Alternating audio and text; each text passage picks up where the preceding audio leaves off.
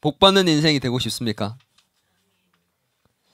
누구나 다 아마 복을 많이 받고 또 복받는 인생이 되고 싶을 겁니다. 다 모든 사람은 복이 있는 삶을 살아간다. 도대체 어떤 것일까? 복이 있는 삶. 아마 하는 일마다 잘 되고 좋은 일이 계속 생기는 삶. 그런 삶을 복이 있는 삶이다. 그렇게 얘기할 겁니다. 뭐 손대는 일마다 다 잘 되는 거죠. 내가 생각한 것 그 이상으로 잘 되고 또 좋은 일들이 계속해서 펼쳐지고 그런 사람들을 보면서 우리는 아, 참 저 사람 복이 있는 삶이다. 복되다. 이렇게 얘기를 합니다. 그런 사람 주변에 이제 본 적이 있을 거예요. 세상 사람들은 이런 사람들을 복 있는 사람이라고 생각하더라고요. 이렇게 집을 사게 되면 집값이 오르고 주식을 사게 되면 주식이 오르고 로또를 사면 최소한 5만 원 이상은 당첨이 되고 또 만나는 사람마다 좋은 사람을 만나게 되고 어디에 가든 인싸가 되고 주변에 늘 좋은 일들이 일어나는 것 같은 사람. 그게 나이면 얼마나 좋겠습니까? 그죠? 그런 사람을 우리가 보면서 뭐라고 얘기합니까? 야, 복이 있는 사람이다. 참 복이 있는 사람입니다. 원서만 내면 뭐 대학이든 회사든 척척 합격을 하고 또 남들보다 빠르게 고속 승진을 하고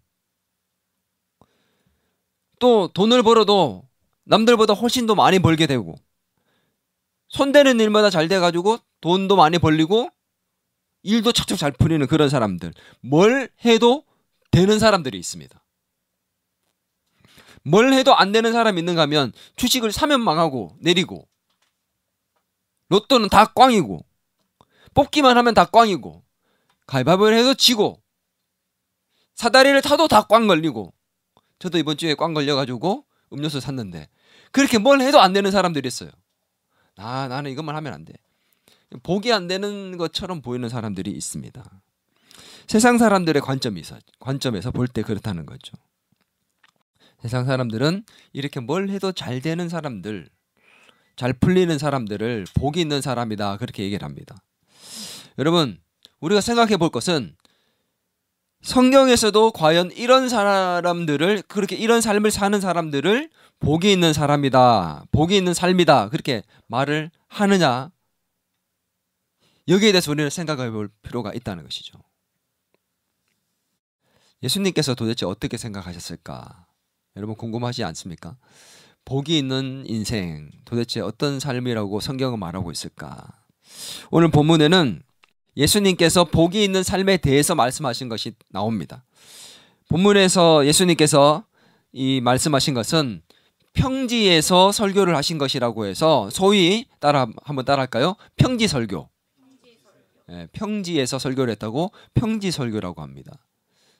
산상설교는 뭘까요? 산 위에서 한 설교입니다. 산상. 마태복음 5장에서 7장까지가 바로 산상설교입니다. 산상수훈이라고도 얘기하는데 이 산상수훈과 평지수훈이죠. 평지설교는 비슷한 어떤 차원에서 있기 때문에 어떤 사람들은 같은 내용이다, 같은 사건이다 라고 얘기하는 그런 학자들도 있습니다. 근데 이 산상설교는 마태복음 5장에서 7장에 나오는 산상설교는 8가지의 복에 대해서 말씀을 하면서 시작을 해요. 그것을 뭐라고 얘기합니까? 따라할까요? 팔복. 8가지의 복에 대해서 얘기를 하면서 예수님의 산상설교가 시작이 됩니다. 그래서 팔복이라고 하는데 팔복설교. 이 팔복과 유사한 내용이 오늘 읽은 이 누가복음 6장의 본문에 나오는 내용입니다. 그러나 내용은 같은데 같은 날 같은 장소에서 한 것이 아니라 다른 날 다른 장소에서 가르치셨던 말씀이었습니다. 몇 가지 이유로 그것을 우리가 알 수 있습니다. 먼저 말씀을 가르치는 장소가 달랐습니다. 마태복음 5장에서는 산 위에서 가르쳤고 누가복음 오늘 6장은 평지에서 가르쳤기 때문에 마태복음 5장 1절입니다. 한번 읽어볼까요? 시작. 예수께서 무리를 보시고 산에 올라가 앉으시니 제자들이 나온지라. 어디예요? 산이에요. 누가복음 6장 17절 전반부입니다. 예수께서 그들과 함께 내려오사 평지에 서시니. 평지입니다. 완전히 다른 장소예요. 그죠? 같은 곳이라고 볼 수가 없습니다. 마태복음 5장에서는 팔복에 대해서 설교를 했다고 했잖아요. 그런데 오늘 읽은 누가복음 6장에서는 함께 읽은 것을 보면 알겠지만 팔복이 아니라 4개의 복, 그리고 함께 동시에 나오는 것이 4개의 화에 대해서 같이 설교를 하고 있습니다. 그래서 내용도 좀 다르고, 그리고 또 중요한 것 중에 하나는 뭐냐면 그 대상이, 설교의 대상이, 평지 설교는 바로 예수님의 제자들이었습니다. 누가복음 6장 20절 전반부, 예수께서 눈을 들어 제자들을 보시고 이르시되. 누구를 보고요? 제자들을 보고 하신 설교였다. 어떤 설교가? 평지 설교가. 그게 오늘 읽은 본문이에요. 그러니 좀 이것은 다른 사건이었다고 봐야 되는 거겠죠. 같은 내용이라도 저도 이제 예를 들어서 다른 교회 가서 우리 교회에서 했던 설교를 가지고 또 할 수도 있는 거지 않습니까? 한 번 한 설교라고 하지 말라는 법이 없는 것처럼 예수님도 계속 하나님 나라에 대해서 같은 내용의 설교들을 장소를 옮기면서 해갔다라고 보면 되겠죠. 중요한 것은 이거 같은 내용이냐, 같은 사건이냐, 같은 장소냐, 이게 중요한 게 아니라 그 내용이 뭐냐가 중요한 거잖아요. 그죠? 오늘 예수님께서 평지 설교에서 가르치신 이 복의 4가지 복과 4가지 화에 대한 이 설교, 이 내용들을 볼 때 이 4가지의 복과 4가지의 화는 한번 따라할까요? 역설의 진리. 패러독스라고 얘기하죠. 역설적인 진리의 말씀입니다. 왜 그러냐? 여러분, 가난한 자, 배고픈 자, 복이 있는 사람이 맞아요, 아니에요? 우리가 생각할 때는 그런 사람은 복된 사람이 아닙니다. 복이 있는 사람이 아니에요. 그런데 예수님은 그런 가난한 자, 배고픈 자를 복이 있는 삶으로 말씀하셨기 때문에 이것은 역설적인 진리라는 것이죠. 예수님께서 이런 도무지 복과는 어울리지 않는 많은 사람들을 가리켜서 복이 있는 사람이다, 또 복이 있는 삶이다라고 얘기하셨기 때문에 역설의 진리라고 우리는 볼 수 있습니다.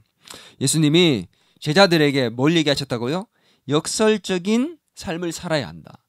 너희가 나를 따르려면 세상을 거스를 수 있는 역설적인 삶을 사는 사람이 되어라 라는 것을 보여주시는 말씀이라는 겁니다. 이해가 되죠? 예.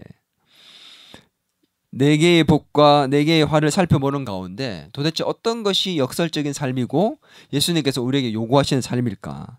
그 역설적인 삶을 살아내서 결국 그 가운데 하나님이 주시는 복을 경험하고 누릴 수 있는 저와 여러분이 되었으면 좋겠습니다.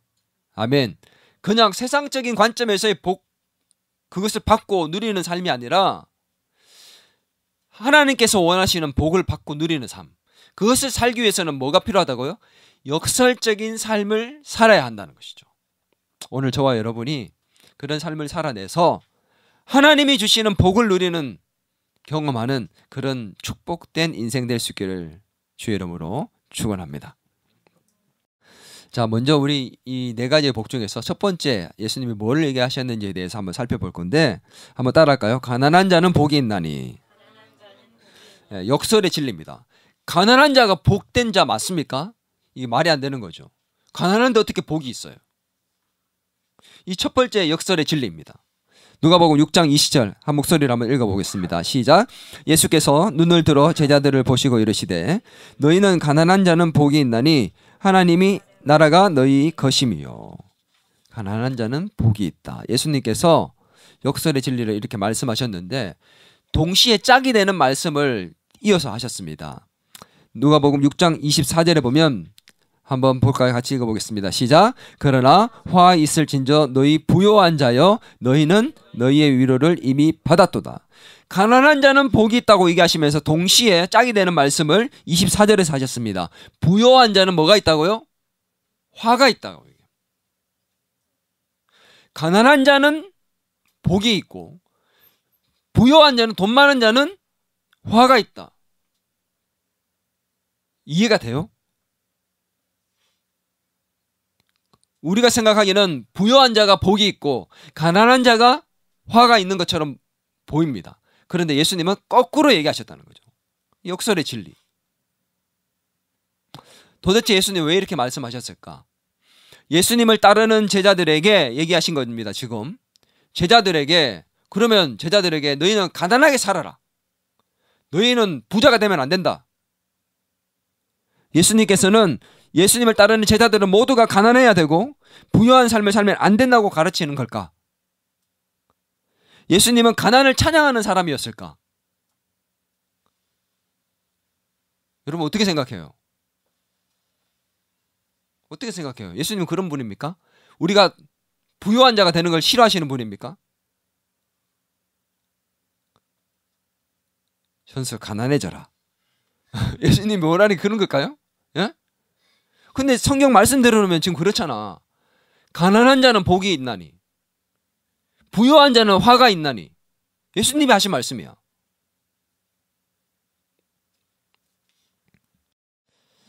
이 말씀이 무엇을 말씀하시는지를 알고 싶다면 마태복음 5장의 말씀을 보면 우리가 알 수 있습니다. 5장 3절입니다. 같이 한번 읽어볼까요? 시작. 심령이 가난한 자는 복이 있나니 천국이 그들의 것임이요. 뭐가 가난하다고요?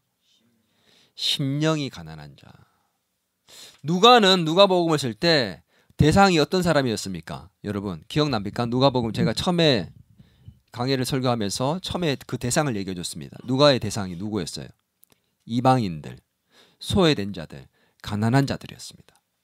이 가난한 자는 심령이 가난한 자가 아니라 진짜 가난한 자를 얘기하는 겁니다. 물질적으로. 그러다 보니 누가복음의 주된 대상이 그렇다 보니 오늘 이 평지 설교에서도 누가는 마태가 얘기했던 심령이 가난한 자를 뭐라고 표현을 한 겁니까? 가난한 자라고 표현한 겁니다. 실제로 그래서 저는 실질적인 가난한 자도 포함이 된다고 봐요. 그런데 이 가난이 주된 내용은 뭐냐면 예수님이 하시고 싶었던 메시지는 뭐냐면 심령이 가난한 자입니다. 심령이 가난한 자는 도대체 뭘까요? 이 심령이 가난하다는 걸 어떻게 되어야지만 가난한 걸까요? 그게 중요한 거잖아요. 심령이 가난하다는 것은 자기 스스로의 힘으로는 아무것도 할 수 없다라고 여겨지는 것. 내 힘으로는 할 수 없기 때문에 나는 누군가를 의지하고 살아가야 하는 상태다라는 것을 인정하는 상태. 그것이 바로 심령이 가난한 상태입니다. 내 힘으로 나는 가진 것이 없고 나는 힘으로 할 수 없고 누군가 나를 도와줘야 되고 난 누군가를 의지해야 되는 상태다. 나는 그런 모든 것을 다 내려놓은, 생각해 보세요. 나 할 수 있다. 나 잘할 수 있고 나 힘이 있고 누가 안 도와줘도 나 할 수 있어. 가난해 보입니까 심령이? 그렇지 않죠. 근데 나 할 수 없는 것 같아. 나 부족한 사람이야. 너무 실력도 없고 돈도 없고 백도 없고 아는 사람도 없고 흙수저에 머리도 나쁘고 성격도 별론 것 같고 외모도 별론 것 같고 다 부족하다고 여겨지는 그런 것들. 그런 부족함 때문에 누군가를 의지해야 되는데 그 의지의 대상이 누구가 되는 거예요? 바로 하나님이 되는 상태. 그래서 뭐가 되는 겁니까?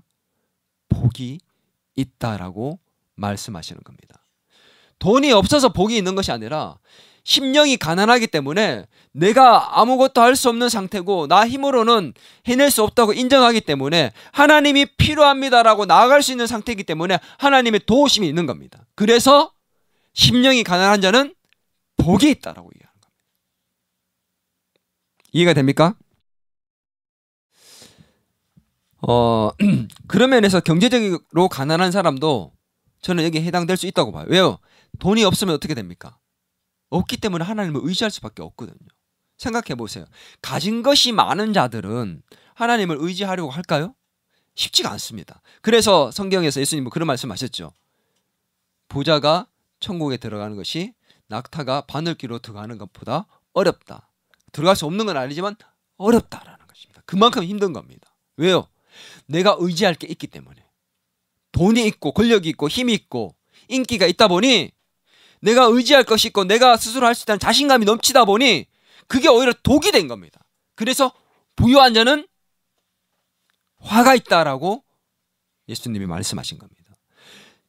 부를 싫어하시고 가난을 찬양해서 그렇게 말씀하신 것이 아니라 그것 때문에 하나님을 찾게 되고 그래서 하나님의 도우심이 있게 되니 그가 바로 복된 자다라고 말씀을 하셨다는 것이죠. 이해가 되죠? 여기에 대한 가장 좋은 예를 들어주는 것이 누가복음 16장에서 기록한 사건이 있습니다. 예화가 있어요. 그게 어떤 예화냐면 바로 부자와 거지 나사로의 이야기입니다. 여러분 잘 알죠? 부자와 거지 나사로의 이야기. 근데 여러분 나사로의 뜻이 뭔 줄 알아요? 거지 나사로의 뜻? 나사로의 뜻이 뭐냐면 하나님의 도움이라는 뜻입니다. 나사로는 거지였어요. 아무것도 가진 것이 없는. 그런데 그의 뜻대로 그는 뭐가 필요한 사람이었습니까? 아무것도 가진 것이 없기 때문에 하나님의 도움만을 바라며 살았던 사람입니다. 그래서 결과적으로 죽었을 때 어떻게 됐어요? 부자는 모든 것을 가졌던 부자는 하나님의 도움이 필요 없었기 때문에 지옥을 가게 됐고 하나님의 도움만을 구하고 살았던 그는 어떻게 해요? 나사로는 천국에 가게 됐다는 예를 예수님이 들어주셨습니다. 여러분 심령이 가난한 자가 복을 받는 것에 대한 단적인 예가 되지 않겠습니까? 여러분은 어떤 상태입니까? 심령이 가난한 상태입니까? 아니면 부유한 자로 살고 있는 상태입니까? 돈이 많다고 해서 가난한 자의 복을 누리지 못하는 것은 아닙니다. 돈이 적다고 해서 무조건 또 그것이 가난한 자의 복을 누릴 수 있는 것도 아니에요. 돈이 많은 자도 심령이 가난한 자의 복을 누릴 수가 있습니다. 여러분 성경에도 돈이 많았던 한 인물이 있었습니다.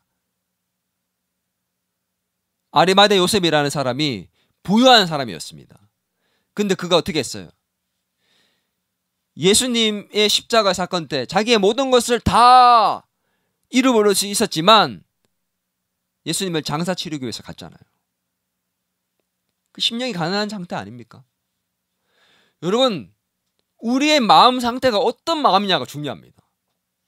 그래서 내가 잘 되면 잘 될수록 더 겸손히 엎드려야 되고 더 기도해야 되고 일이 잘 풀리면 잘 풀릴수록 더 하나님께 납작 엎드려야 됩니다.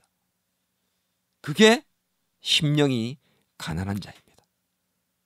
그럴 때 하나님 주시는 복을 누릴 수 있다는 겁니다. 아멘.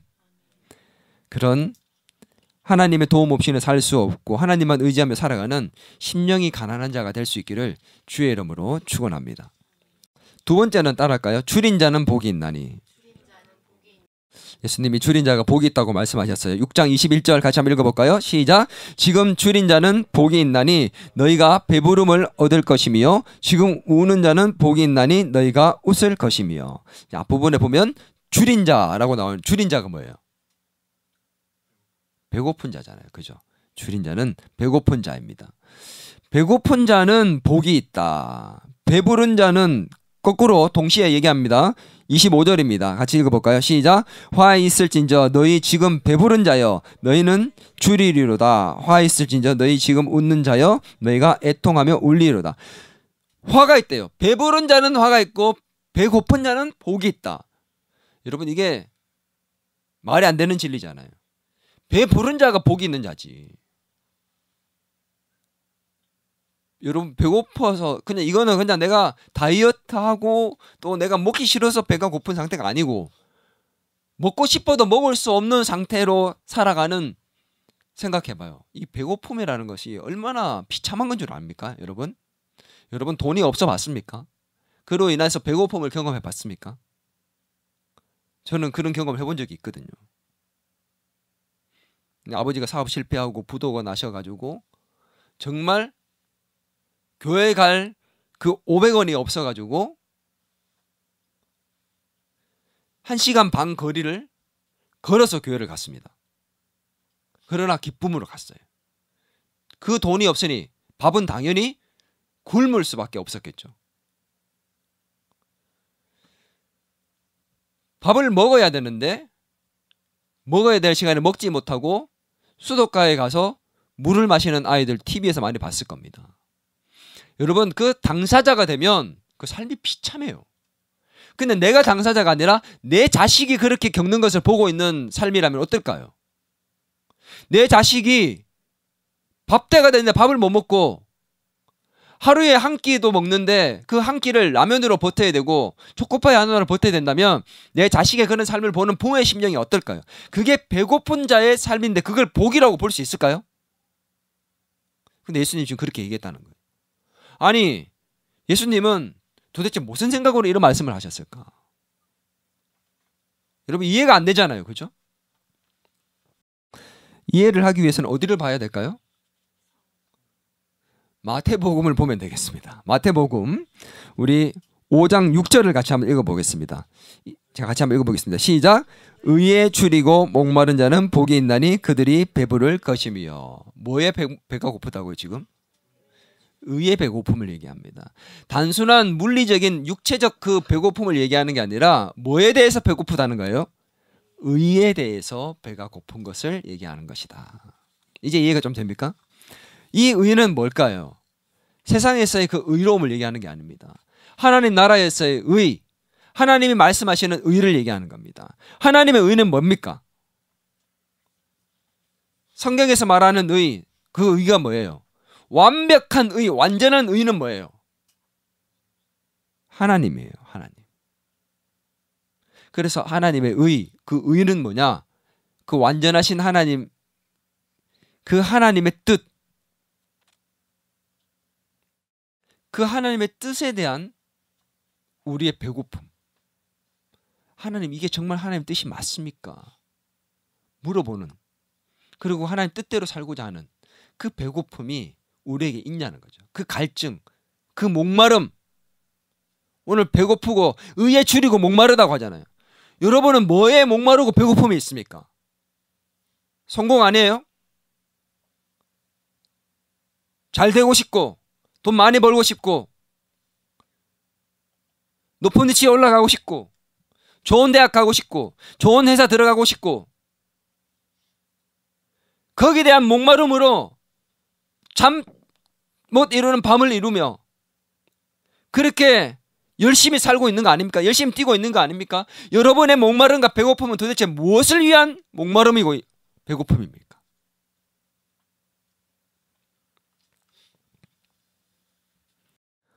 세상적인 것에 대한 배고픔으로 가득 찬 것들이 많아요. 성공과 돈과 인기, 이성, 요즘은 또 그 미디어에 대한 배고픔, 갈증, 그 속에 있는 수많은 유혹들, 여자친구, 남자친구에 대한 갈증, 성에 대한 유혹과 갈증, 쾌락에 대한, 권력에 대한 그런 수많은 배고픔과 갈증으로 가득 차 있지는 않냐는 거죠. 여러분, 우리 속에 하나님의 뜻과 그 의에 대한 배고픔과 갈증으로 목마를 수 있는 저와 여러분이 되었으면 좋겠습니다. 그런 자에게 하나님이 주시는 복이 임한다는 것입니다. 하나님 뜻을 찾고 간구하는 자, 하나님께 물어보는 자, 하나님, 제가 이것을 선택하는 것이 하나님 뜻이 맞습니까? 제가 하나님 이 길로 가는 것이 하나님 뜻이 맞습니까? 저에게 하나님이 원하시는 것이 무엇입니까? 묻고 또 묻는 자, 선택하기 전에 또 하나님의 뜻을 또 찾기 위해서 또 주저하는 자, 그런 자를 하나님이 나도 모르는 사이에 하나님이 선한 길로 인도해 가시는 겁니다.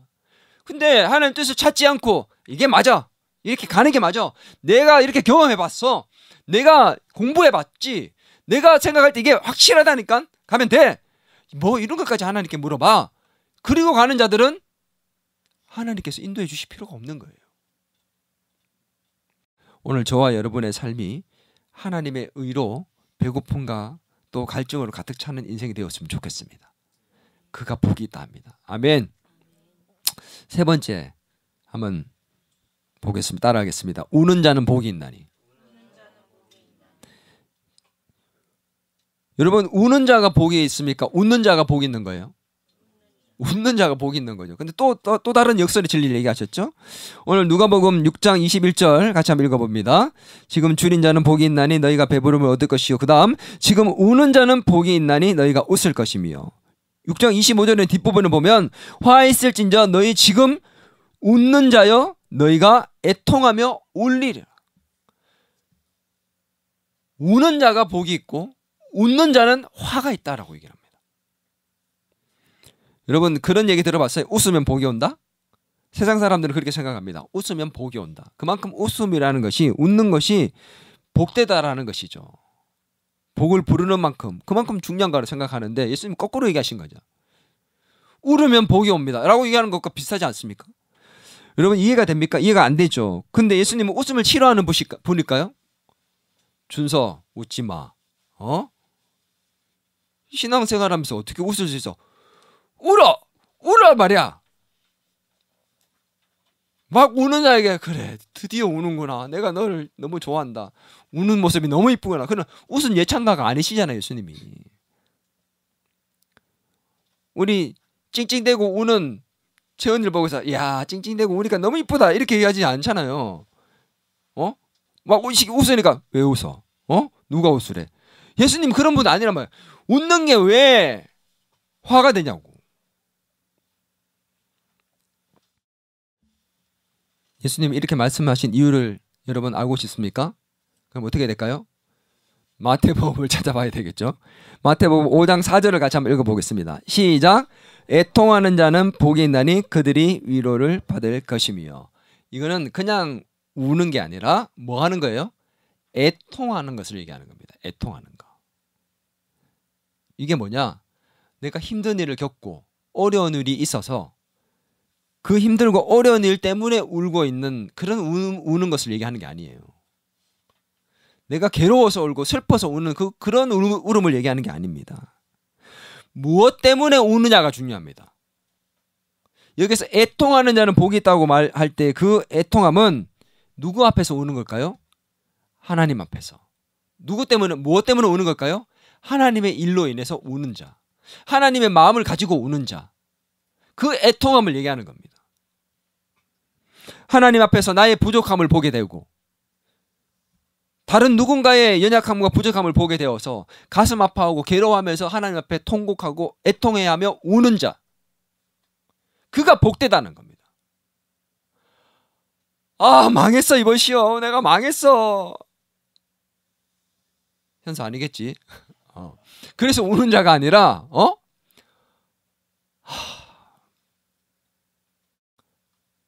저 아이를 보니까 너무 힘든 상황 속에 있는데 내가 하나님을 믿었으면 좋겠는데 신앙생활 잘했으면 좋겠는데 그러면 그의 마음에 평안이 임할 건데 저렇게 우울한 삶을 살고 저렇게 우울증 약을 먹으면서 사는 그의 삶이 너무 가슴 아파서 그를 위해서 하나님 앞에 나아가서 애통하는 심정으로 기도하는 거. 그가 복되다는 겁니다. 나 자신을 볼 때 괴로워하는 거죠. 내가 좀 더 하나님께서 기뻐하는 삶을 살았으면 좋겠는데 왜 내가 이것밖에 안 될까? 나는 왜 또 이번 주간에도 또 똑같은 죄를 지으면서 이렇게 하나님께서 싫어하는 모습으로 살았을까? 괴로워하고 슬퍼하며 그렇게 눈물 흘리는 자. 그 눈물을 하나님께서 귀하게 보신다는 겁니다.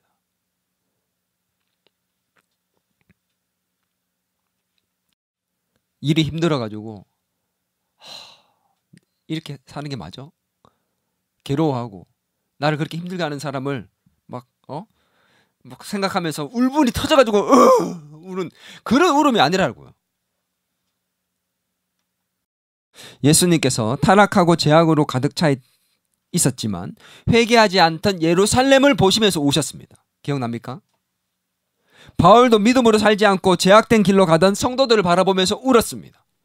빌립보서 3장 18절입니다. 한번 읽어볼까요? 시작. 내가 여러 번 너희에게 말하였거니와 이제도 눈물을 흘리며 말하노니 여러 사람들이 그리스도의 십자가의 원수로 행하느니라. 예수님께서 원하시지 않는 길로 가는 성도들을 바라보면서 눈물 흘렸던 바울, 회개하지 않던 예루살렘을 바라보며 눈물 흘렸던 예수님, 그 눈물이 저와 여러분에게 있어야 된다는 거죠. 다른 누군가를 바라보며 나 자신을 바라보며 애통해야 하는 것이 하나님 앞에서의 애통함과 하나님의 심정과 마음을 가진 애통함이 있어야 된다는 것입니다. 아멘. 그런 자가 복되다라는 것입니다. 하나님의 일로 인해 애통해야 하고 하나님 앞에서 하나님을 의지하며 애통하며 울 때 하나님의 위로를 받게 된답니다. 아멘. 그런 애통함으로 나갈 때 하나님이 위로한다는 게 뭘까요? 괜찮아, 괜찮아. 너 그래도 내 아들이야, 내 딸이야, 괜찮아, 힘내. 하나님이 위로해 주시고 그 위로는 말로만 그칠까요? 하나님이 그의 무너진 자존감도 회복시키시고 그의 무너진 삶도 회복시켜 주시기 때문에 그래서 복된 인생이 되는 겁니다. 아멘. 오늘 여러분이 하나님 앞에서 하나님의 마음을 가지고 심정으로 애통해야 한다면, 운다면 하나님의 위로를 받는 축복이 임하게 될 줄 믿습니다. 네 번째입니다. 한번 따라합니다. 욕을 듣고 미움을 받고 버림받는 자는 복이 있나니. 정말 말도 안 되는 역설의 진리에 정말 한계 극치입니다. 그죠?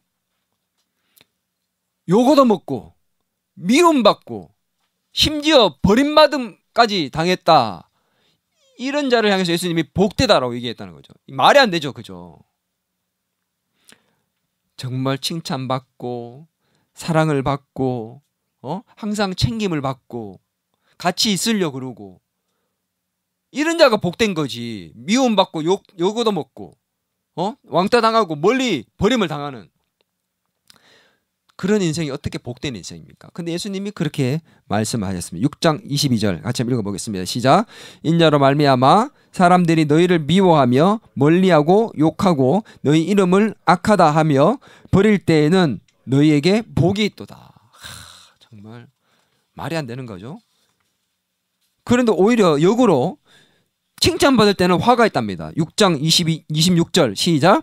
모든 사람이 너희를 칭찬하면 화가 있도다. 그들의 조상들이 거짓 선지자들에게 이와 같이 하였느니라. 예수님은 욕 들어먹는 걸 좋아하시는 분입니까? 이런 바보 같은 너. 좋아라, 너무 좋아라. 아유, 더 해줘, 더. 욕을 더 해줘봐.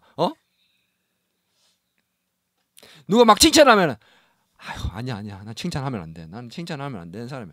난 칭찬 자체를 싫어하는 사람이야. 그런 분이 아니시잖아. 막 쌍욕 들을 때 막 웃고 막 그러면은 사람들이 뭐라고 얘기할까요? 막 쌍욕하는데 막 웃으면은 너무 좋아라.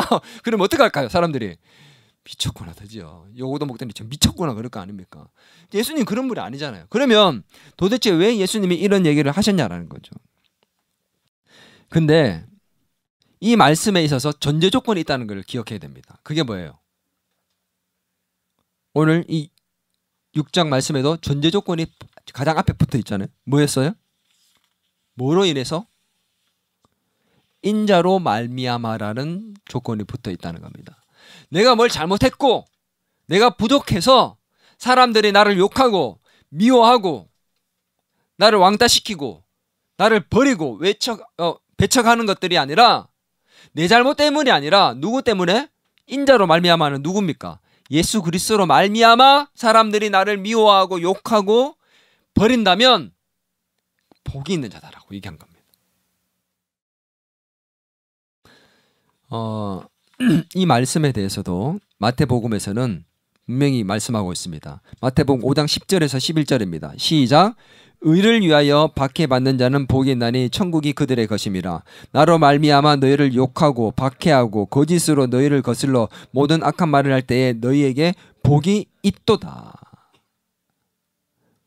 그리고 그 다음 말씀인 마태복음 5장 12절에는 제가 기록해 놓지 않았지만 12절에는 뭐라고 되어 있냐면 그런 자에게 천국에서 상이 크다라고 말씀하고 있습니다.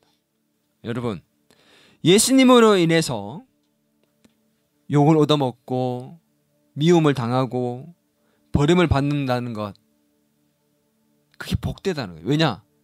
그것 때문에 너희가 그렇게 하는 것만큼 저 하늘에서 상급이 커진다는 것입니다. 내가 이 땅에서 받는 핍박과 어려움들 때문에 저 하늘의 상급이 커진다는 겁니다. 내가 여기서 예수님 때문에 받는 모든 어려움들은 저 하늘에 뭐가 되는 겁니까? 적응하는 거하고 똑같아요.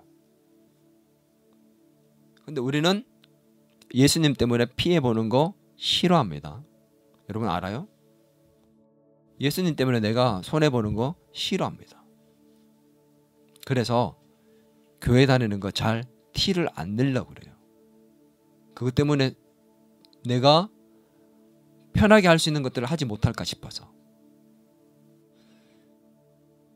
마음대로 편하게 술도 먹고 싶고 사람들 뒷담화도 하고 싶고 내 성질대로 그냥 드러내며 살고 싶고 화도 좀 내고 싶고 내 이기적인 욕심을 좀 채우고 싶고 좀 속여서 돈도 벌고 싶고 그러려면 교회 다니는 거 티를 내면 안 되거든.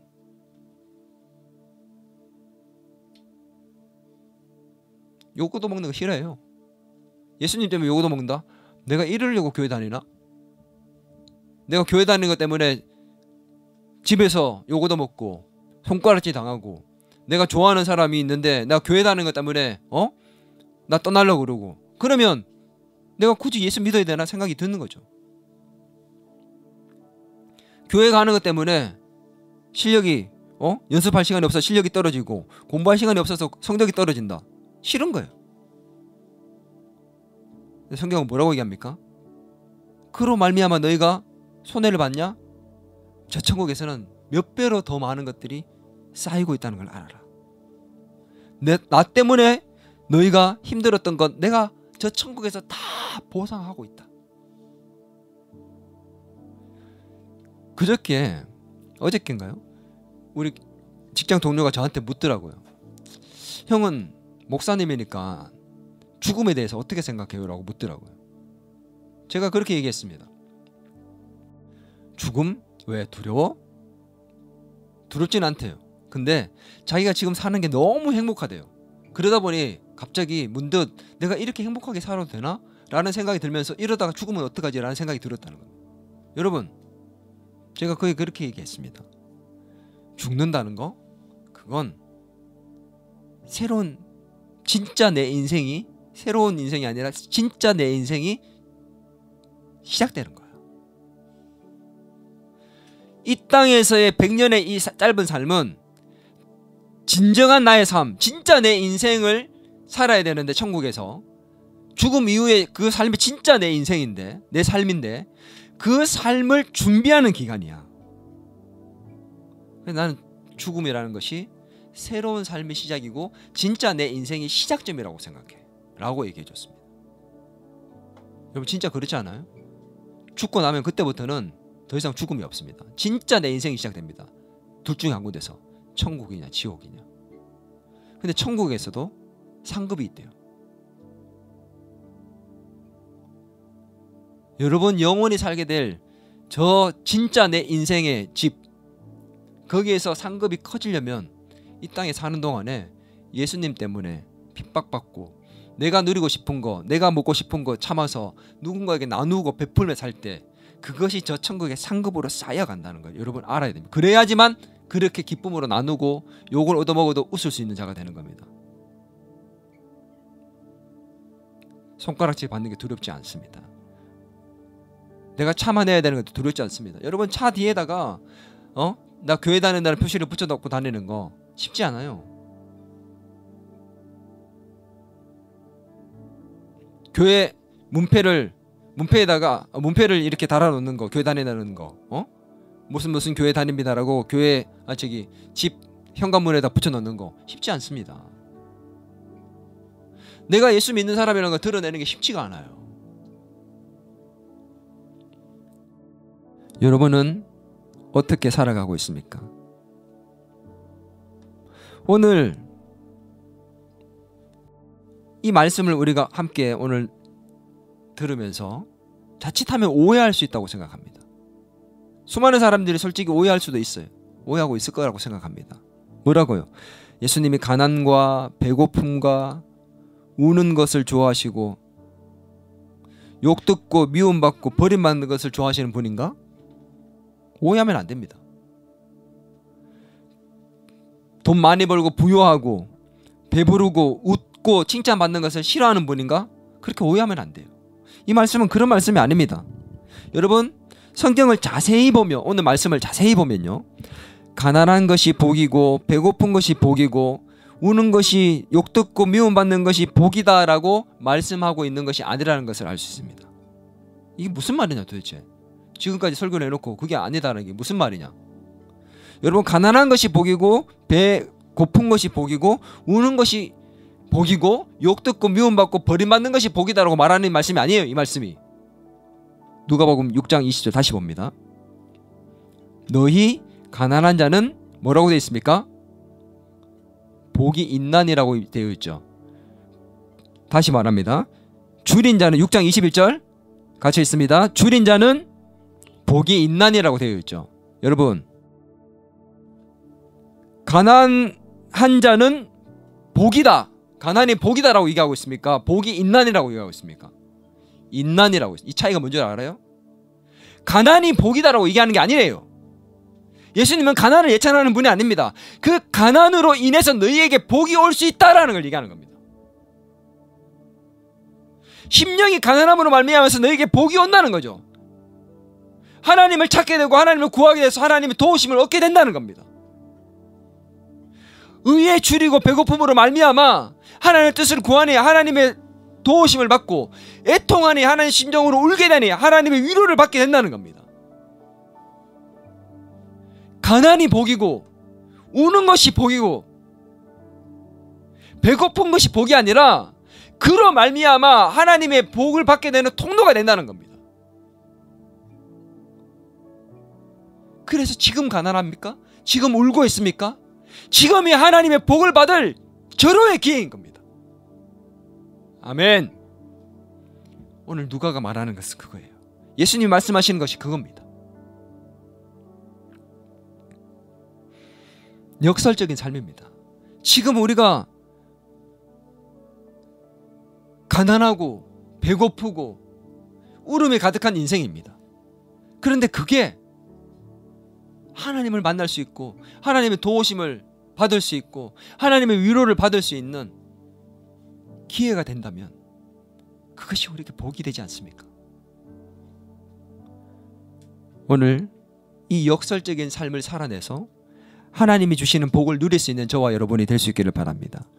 가난과 배고픔과 우는 것과 예수님을 위해서 욕을 듣고 미움받고 버림받는 것, 그 자체가 복이 아니라 그것이 하나님의 복을 받을 수 있는 길이 되고 통로가 되는 것입니다. 그래서 그것을 경험해서 우리가 또다시 흘러보낼 수 있는 축복의 통로가 다 되었으면 좋겠습니다. 아멘.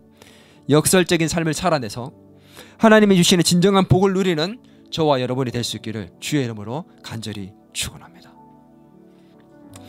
오늘 이 시간 같이 기도하기를 원합니다.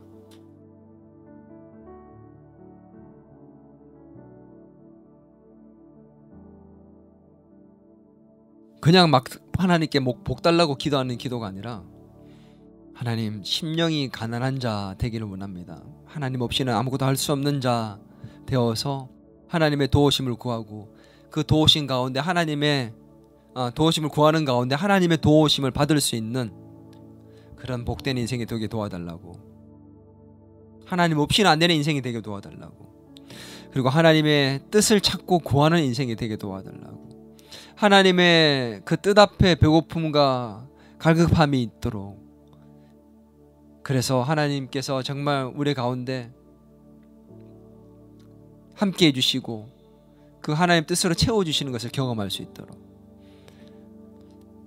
하나님 앞에서 하나님의 심정으로 애통해하며 울어 하나님의 위로를 받을 수 있는 축복이 있도록, 하나님께서 우리에게 주시는 그 상급을 경험할 수 있도록, 바라보고 소망할 수 있도록, 그래서 이 땅에서 겪는, 하나님으로 인해서 겪는, 예수님 때문에 겪는 그 어떤 어려움도 넉넉히 이겨낼 수 있도록, 예수님을 부인하지 않고 숨기려 하지 않고 내 삶에서 드러내는 인생이 될 수 있도록 그렇게 기도했으면 좋겠습니다. 그래서 그것이 하나님이 주시는 축복을 경험하는 통로가 될 수 있도록 기도했으면 좋겠습니다. 지금 여러분 어려움을 겪고 있습니까? 여러분에게 눈물이 있고 여러분의 가난함이 있고 배고픔이 있습니까? 예수님 때문에 욕을 얻어먹고 힘들고 어려운 것들이 있습니까? 지금이 바로 하나님의 축복을 경험할 기회입니다. 오늘 이 시간 우리의 눈물과 우리의 기도를 들으시고 우리에게 도움을 주시고 하나님의 뜻 가운데로 인도하시고 우리에게 웃음을 주시고 하나님의 위로를 경험하게 하실 그 하나님의 그 축복 가운데로 나아갈 수 있도록 우리 하나님 앞에 기도하며 나아가도록 하겠습니다. 이 시간 나의 어려움을 놓고 하나님의 도우심을 구하며 하나님께 울부짖으며 하나님의 심정으로 주님 앞에 나아갈 수 있는 저와 여러분 되기를 바랍니다. 기도하겠습니다. 주여, 이 시간 하나님 앞에 나아갑니다. 하나님의 심정으로 하나님 앞에 울며 애통하는 심정으로 기도하며 나아갑니다. 우리 자신을 볼 때 부족한 모습이 너무 많이 있습니다. 하나님 우리를 용서해 주시고 하나님 수많은 영혼들이 하나님을 모른 채 힘들고 어려움 속에 오늘도 고통 속에 눈물을 흘리며 살아가고 있습니다. 하나님 애통한 심정이 되게 도와주시옵소서. 가난한 심정이 되기를 원합니다. 하나님 없이는 아무것도 할 수 없는 가난한 심정이 되기를 원합니다. 주님을 의지합니다. 주님의 도우심을 구합니다. 주님 함께하여 주옵소서. 주여 도와주시옵소서. 주여 살려주시옵소서. 주님 인도하여 주옵소서. 주님 없이는 안됩니다라고 고백하며 나갑니다. 나의 인생의 이 문제 앞에, 나의 선택 앞에, 나의 고민과 괴로움 앞에, 나의 문제 앞에 주님이 함께하여 주시옵소서. 주여 은혜를 베풀어 주옵소서. 주님 도와주옵소서. 주님의 뜻이 무엇입니까? 하나님의 뜻을 찾고 간구합니다. 도와주시옵소서.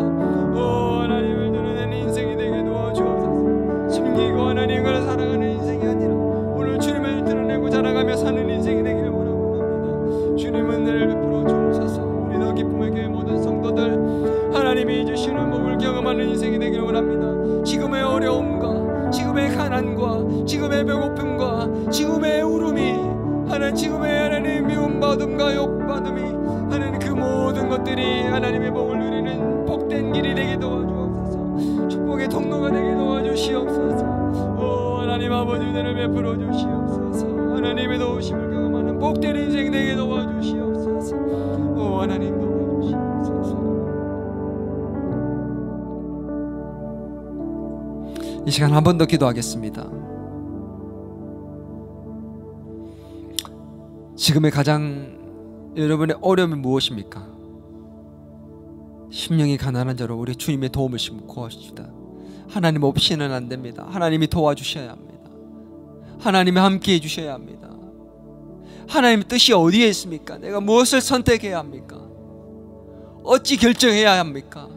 하나님께서 함께 해 주옵소서라고 하나님의 인도하심을 받을 수 있도록 심령이 가난한 자로서 지금의 어려움과 여러분의 기도의 제목을 놓고 이 시간에 기도했으면 좋겠습니다. 하나님의 뜻을 구하고 애통한 심령으로 나아갈 때 하나님이 반드시 위로해 주시고 해결해 주시고 도와주실 줄 믿고 이 시간 여러분의 간절한 기도의 제목을 놓고 여러분의 어려움을 놓고 지금 해결의 문제가 있다면 그것을 놓고 주님 앞에 우리 함께 한번 부르짖으며 나아가도록 하겠습니다. 같이 한번 주님 한번 찾고 기도하겠습니다. 주여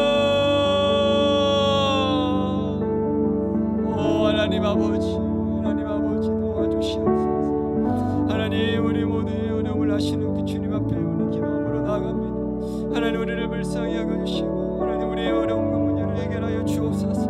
우리가 넘어야 할 산들을 하나님께서 함께하여 주시고 하나님이 함께 손잡고 가는 것을 경험할 수 있도록 도와주옵소서. 앞서 행하시고 해결하시고 하나님 이 모든 문제 위에 은혜를 베풀어 주시는 주님의 놀라운 기적을 경험할 수 있도록 도와주시옵소서. 하나님 아버지 무엇을 선택해야 합니까? 하나님 어찌 가야 합니까? 하나님 불투명한 미래 속에서도 염려와 걱정이 아닌 주님의 맡기심으로 주님의 인도하심으로 하나님 함께 하심으로 넉넉히 해결해 나갈 수 있도록 도와주시고 그 모든 것들을 기도하는 가운데 겸손히 무릎 꿇고 주님을 바라보며 하나님 내어갈 수 있도록 도와주옵소서. 오 하나님 아버지여 도와주시옵소서. 내 인생의 모든 문제 위에 함께 해주시고 주님 도와주시고 인도하여 주옵소서. 주님 모든 문제마다 함께하여 주옵소서. 해결의 모든 문제들마다 하나님이 간섭하여 주심으로 말미암아 넉넉하게 해결되게 도와주시고 하나님의 기적을 다시 한번 경험할 수 있는 우리 모든 인생이 되게 도와주시기를 간절히 소망 원합니다. 하나님 아버지여 도와주시옵소서. 하나님 능력 대신 주님의 능력으로 하나님 해결하여 주시옵소서. 하나님 도와주시옵소서. 주님 살려주시옵소서. 하나님이 도와주시옵소서. 하나님